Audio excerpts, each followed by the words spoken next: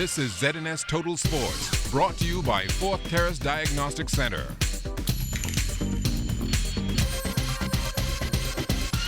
Good evening, Bahamas. I'm Kelsey Johnson. Welcome to Sports Friday. Another big night in the sport of track and field in the Bahamas. As our Julian Gibson tells us in this report, major changes happened behind the scene. Kelsey, movers and shakers of the sport of track and field came together last night to chart a new course for a constitution to govern the sport of track and field in the country.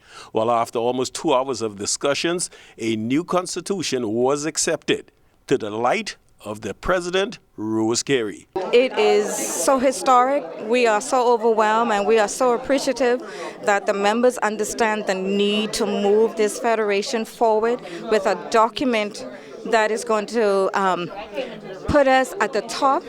This is a document that will govern us not just for the next 4 years, but this document can take us into the next 50 years. This document is so proactive. It is, we were being told by the IWF that our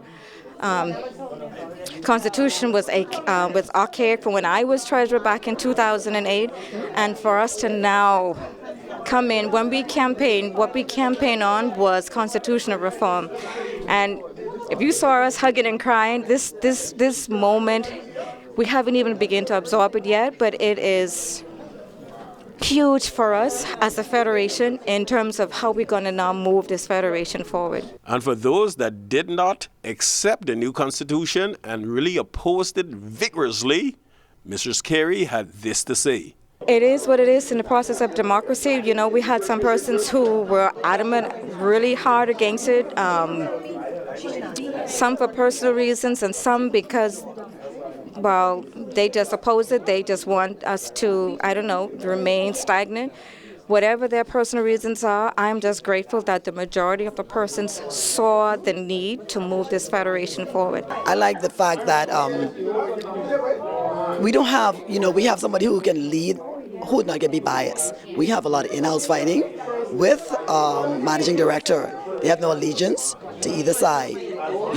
That and of course the anti-doping, which is a big part of the federation.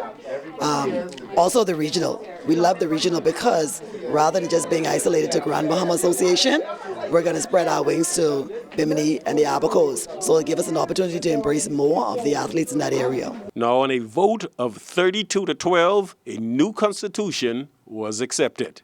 Reporting for ZNS Total Sports, I am Julian Gibson. Thanks, Julian. Sticking with track and field, the Carifta Track and Field Championships will be held in Curacao this year. The governing body for the sport, the B3As, will name their squad immediately following the two-day trial, which will run March 31st and April 1st at the Thomas A. Robinson National Stadium. In 2 weeks, Team Bahamas will be going for gold, participating in the Carifta Water Polo Championships. The Bahamas Swimming Federation named a 20-member team to compete in the championship set for April 7th through the 9th at the Betty Kenning Kelly Aquatic Center.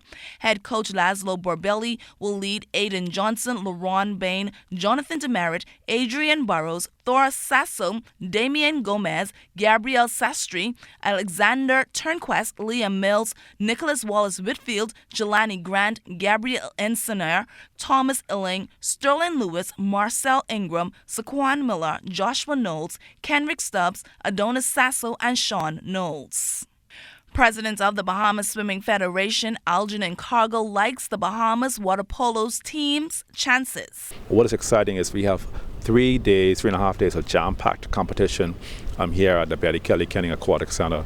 And I'm excited to see water polo here at home because it gives us a chance to learn more about the sport and then encourage these young people who are doing something really positive to actually come and perform here at home in front of their parents and their families and friends. And the tickets for the championships are $15 for the evening session and $10 for the morning session, which is quite reasonable given the cost of other sporting events. And given the quality, family, fun atmosphere at the Betty Kelly Kenny Aquatic Center, we encourage them to come out and support our national teams as they compete to retain the swimming championship, to regain the swimming championship, and also to win for the first time the water polo championships, and of course do our best in open water here at home. The Carifto Judo Championships will be held in the 242 April 5th through the 9th at the Kendall G. Isaacs Gymnasium. The Bahamas will be represented by a full squad. The championships will feature over 200 athletes from 10 nations: Aruba, Trinidad and Tobago, Curacao, Guyana, Suriname, Barbados, Martinique, Haiti, the USA, and host the Bahamas. Switching gears now, only one game played in New Providence Women's Basketball Association on Thursday night. Even though they got off to a sluggish start, the career builder Cheaters bounced back and handed the Bahamas Operators a 79-72 beating. Alicia Grant pumped in a game-high 20 points to lead the Cheaters, while Brittany Harrison had 20 for the Bahamas Operators.